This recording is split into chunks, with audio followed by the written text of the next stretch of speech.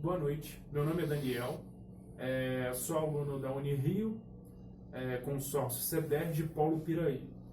E hoje eu vou estar gravando essa videoaula para estar falando sobre a China dos tempos contemporâneos, né? Para a gente entender melhor os desdobramentos que levaram a China para a Revolução Comunista de 1949. Então a gente vai estar comentando sobre o contexto histórico, o que levou a China ao governo comunista. Então vamos lá. Também dizer que eu fiz alguns memes autorais para estar desenvolvendo melhor os slides, para não ficar tão cru, digamos assim, né? Para deixar algo um pouco mais dinâmico. Tá? Vamos entender um pouco essa situação da China. China, um país fechado no Oriente. Enquanto os países ocidentais eram conduzidos pelos lucros e capitalismo voraz, a China tinha seus valores morais e religiosos como sendo condutores de suas ações. Então quer dizer o quê? Que a Inglaterra, né, principalmente a Inglaterra e outros países ali da Europa, tinham a intenção de sempre estar lucrando, se industrializar. Essa era a lógica do lucro. E a China tinha um pensamento bem diferente. A China tinha a moral, os bons costumes como os guias condutores da sua nação, né? Então são pensamentos bem opostos, né? Mas a China a China não tinha interesse em negociar com os ocidentais por essa razão, pois não via nenhum benefício para si e considerava o Ocidente muito atrasado. Na visão da China, o capitalismo,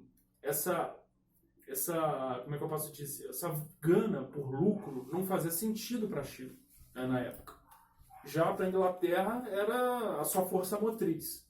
Então, mas a Inglaterra, né, era a maior potência do globo até então, né?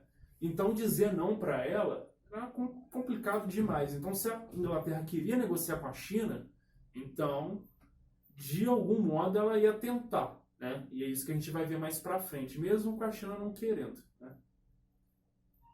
E aí o primeiro meme que eu apresento, né?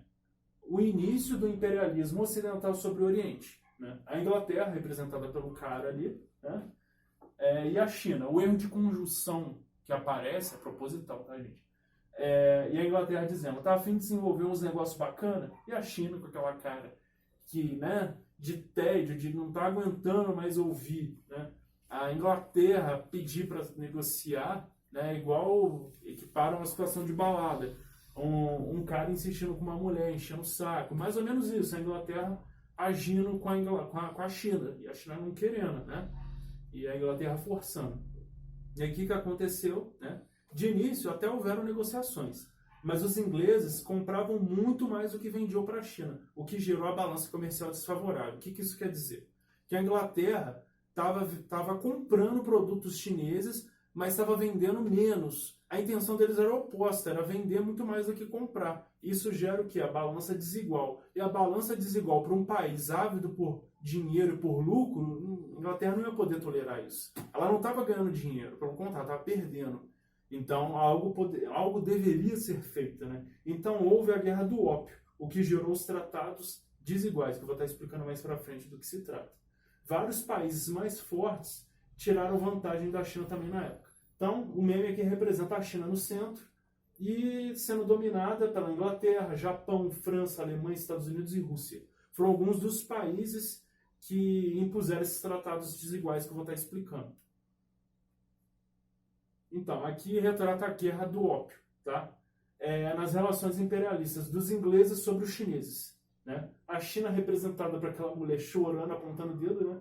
Vocês destruíram a minha cultura e nos roubaram. E a Inglaterra respondendo que absurdo, eu levei até ópio para vocês. Então a Guerra do Ópio foi basicamente... a Inglaterra não estava conseguindo negociar direito com a China. Então ela começou a enviar o ópio, que é uma droga altamente viciante, com isso com permissão da coroa, tá? Começou a enviar várias embarcações de ópio para a China. E os chineses ficaram muito viciados. Estava dando um problema danado para a dinastia Qing, que era a força política na época. Estava dando muito problema. A população estava ficando viciada. Então o que a China quis fazer, né? Ela começou a embarrear essas embarcações inglesas, inclusive até queimar algumas embarcações, para impedir que essa droga altamente viciante e corrosiva entrasse no seu território. Mas era tudo que a Inglaterra queria. A Inglaterra queria um motivo para declarar guerra à China. E foi o que aconteceu. Assim que começou a embarrear essas embarcações, a Inglaterra declarou guerra à China. Então houve a primeira guerra do ópio. E também houve uma segunda guerra, as duas perdidas pela China. A Inglaterra amou força, tinha muito mais armamento, muito mais preparo militar, ganhou tranquilamente as duas guerras. E ela impôs, como tratado de paz, esses tratados desiguais, né? Esses tratados desiguais, vou dar um exemplo do que é isso. Um inglês, por exemplo, naquela época que morasse na China, ele cometesse algum crime em solo chinês, ele não seria julgado pelas leis chinesas, ele seria julgado pelas leis inglesas e por um júri inglês. Então, isso retrata a total perda de autonomia chinesa perante esses países. E como no meme anterior eu apresentei, não só a Inglaterra impôs esse tipo de tratado.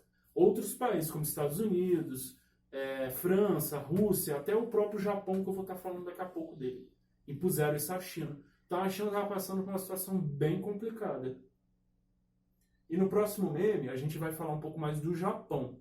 O Japão, ele sofreu o mesmo tipo de domínio que a China sofreu e foi imposto a ele os mesmos tratados. Só que o Japão, ele, em vez dele tentar enfrentar os ocidentais e resistir como os chineses fizeram, ele trocou a lógica dele, ele começou a aderir às normas ocidentais, ele começou a agir como ocidental, ele começou a se industrializar, o capitalismo foi a fonte primária dele. Então, isso foi dentro da era Meiji, como explica o meme. Tá? O Japão de antes se tornou o Japão de agora todo poderoso, isso na visão ocidental, claro. Tá?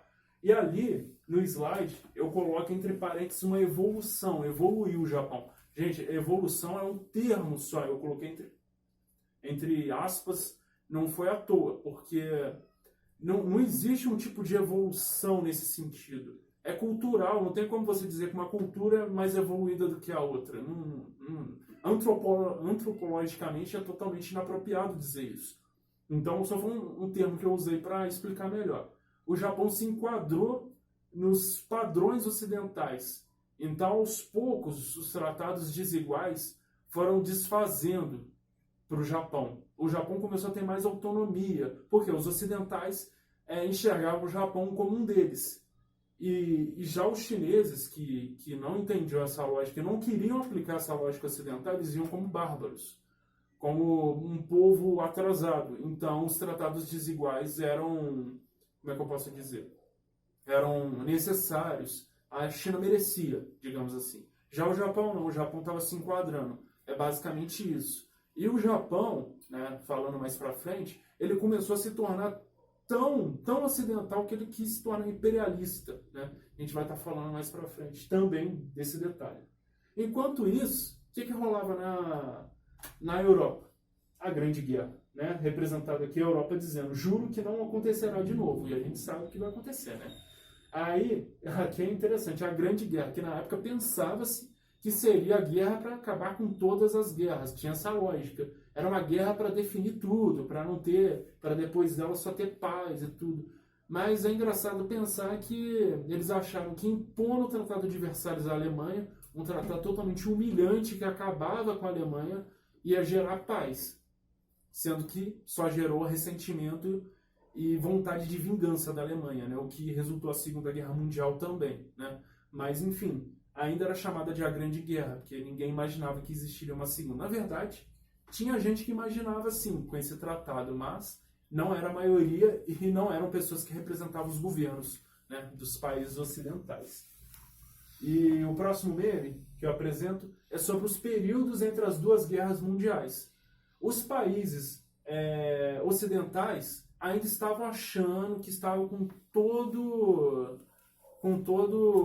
pompa, né, dentro do Oriente, que podia dominar, com um drinkzinho, dominar. E o Japão ali de olho, né? O Japão estava se industrializando, militarizando, estava se preparando, né? E o Ocidente, em comparação, estava se enfraquecendo cada vez mais, estava arrasado por causa da Primeira Guerra Mundial. Seu território estava devastado, né? Não é à toa que a Inglaterra perdeu o posto de maior potência do mundo para os Estados Unidos, né? Os Estados Unidos tomou esse lugar da Inglaterra Então isso já estava mostrando que a Europa estava em certa decadência, né? E o Japão, nada bobo, estava observando, né, de relance, e estava pronto para dar o bote. E dentro da China, o que estava acontecendo? A China tinha uma política milenar que era de dinastia, né, de monarquia. Inclusive a última era Qing, né, que estava no poder. Só que a dinastia Qing não estava agradando a população chinesa, pois a China seguia dominada, via seu vizinho, o Japão, só crescer, e então algo deveria ser feito, e de fato foi. Houve o golpe republicano. A dinastia Qing, né, uma tradição milenar dentro da China, foi derrubada e foi instaurada uma república, a República da China. Porém, essa república também não gerou nenhum agrado. A população ainda estava bem revoltosa, tiveram várias manifestações, porque mudou o sistema político, mas continuou a mesma coisa. A China continuou com os tratados desiguais, continuava a ver o Japão crescer, e a ambição do Japão crescer também. Uma invasão já estava meio que desenhada, uma invasão japonesa à China, né? E os republicanos no poder não estavam conseguindo fazer frente a isso. Então, qual foi a consequência? O Japão invade a China e expulsa os ocidentais de lá, tomando grande parte do território chinês. Então, como eu estava dizendo, o Japão se tornou tão ocidental que ele virou até imperialista. Imperialista no sentido de querer dominar outros territórios, e obviamente que o seu vizinho seria o primeiro alvo, até porque o território chinês era muito grande, não era muito protegido, né, porque nos moldes ocidentais de guerra, né, o Japão estava muito mais preparado que a China, então a invasão ocorreu, né, a gente fez um meme aqui, né, de brincadeira, mas de fato a invasão japonesa à China foi equipara ao Holocausto nazista. Tem diversas fontes que falam da medicina macabra que era aplicada, das armas biológicas e químicas que os japoneses usaram, fora os milhares de estupros de chinesas, né? Foi uma situação muito ruim para a China, né? Foi muito humilhante ser invadida agora pelo vizinho e de forma tão perversa, né, digamos assim, né? Mas tocando a bola, o que estava acontecendo novamente na Europa? Segunda Guerra Mundial, né? E a Europa agora, eu juro que foi a última mesmo, né? De fato foi, de nível global foi, né? Espero que não tenha mais. Mas a Europa novamente caiu na guerra e estava destruída de novo, só que agora é muito pior, né? As consequências da Segunda Guerra foram muito mais delicadas, os territórios mais destruídos, mais países envolvidos, né? Foi uma guerra muito de porte muito maior, né, que ocorreu na Europa. E o Japão? O que aconteceu com o Japão? Né? O Japão, antes da Segunda Guerra, né, estava bem, tomando a China, com seu imperialismo, expandindo, né? Inclusive, tem a situação de Pearl Harbor, as ilhas do Havaí, né, que gerou lá a guerra com a entrada dos Estados Unidos na guerra. Mas antes eles estavam pomposos, né, achando que iam realmente conseguir se tornar uma das grandes potências. Não é à toa que ela entrou ao lado do eixo na guerra, né? Entrou do lado da Alemanha nazista e da Itália fascista. Formaram essa aliança, né? Enfrentando os aliados, que eram puxados principalmente pelos Estados Unidos e pela União Soviética. Então, depois da Segunda Guerra Mundial, com o fim do eixo, né, que os aliados venceram, como se sabe, o fim do eixo, o Japão foi destroçado, principalmente por conta das bombas atômicas que foram jogadas no seu território. Foi uma ação totalmente covarde dos Estados Unidos. O Japão já estava completamente rendido, não tinha mais guerra, mas essa ação dos Estados Unidos foi muito mais um recado para a União Soviética, né, de que ela tinha bombas atômicas e não teria medo de usá-las, né, que já tinha um desenho, a Europa já estava se desenhando para a Guerra Fria que estava por vir, né? E o Japão se deu muito mal nessa. E também tem um meme aqui falando e tudo, né? Mas foi algo terrível, né? Os efeitos da radiação foram devastadores por gerações, né? Então foi um negócio muito complicado que aconteceu no Japão, né? E, em consequência disso, o Japão ficou enfraquecido. E vale lembrar da resistência chinesa. A China nunca deixou se dominar por completo. Ela sempre resistiu contra o Japão. Ela não aceitava as coisas, pelo contrário. E com esse enfraquecimento japonês, a China conseguiu expulsar, como vou estar mostrando aqui, conseguiu expulsar os japoneses do seu território. O que aconteceu? O Partido Comunista Chinês, o PCC, gente, é PCC de Partido Comunista Chinês, tá? Não é o PCC de São Paulo, não. O que eles fizeram? Né? Expulsaram os japoneses do seu território, ganharam a guerra civil, né? Os comunistas ganharam a guerra dos republicanos, que até então estavam no poder, implementaram o socialismo na China, né? E aqui ela resolveu bancar todas essas opções, né? Como o meme mostra. Ela não quis só uma dessas coisas, ela quis tudo isso, né? E a China conseguiu expulsar os japoneses no fim da Segunda Guerra, né? E o PCC, que era comandado pelo Mao Tse-tung, ganhou a guerra civil. E é interessante a gente observar essa guerra civil que ocorreu, porque os republicanos que estavam, eles tinham todo o poder ao seu favor. A elite a seu favor. Só que os comunistas tinham o pessoal do campo, os camponeses a seu favor. E vale lembrar que a China era um território extremamente agrário na época. Então o que não faltava lá eram os camponeses. Então os republicanos ignoraram os camponeses. Já os socialistas não, eles prometeram céus para os camponeses se vencesse essa batalha. Então foi primordial o apoio camponês para que os socialistas conseguissem vencer essa guerra civil e expulsar. Vale lembrar que a guerra com os japoneses, né, para expulsá-los, teve apoio tanto dos republicanos como do Partido Comunista. Eles se associaram para expulsar os japoneses do seu território. Depois que os japoneses já estavam expulsos, aí sim eles voltaram para sua guerra interna, né? Eles voltaram para sua guerra particular, digamos assim. E aí é interessante notar que o que aconteceu, como foi implementado o comunismo na China, distorce, né, desbanca, digamos assim, um dos pilares do Marx. O Marx dizia que a revolução comunista num país deveria ocorrer pelos operários. Né? Os operários deveriam ser o fio condutor do socialismo. Eles que iam implementar o socialismo em algum país. Né?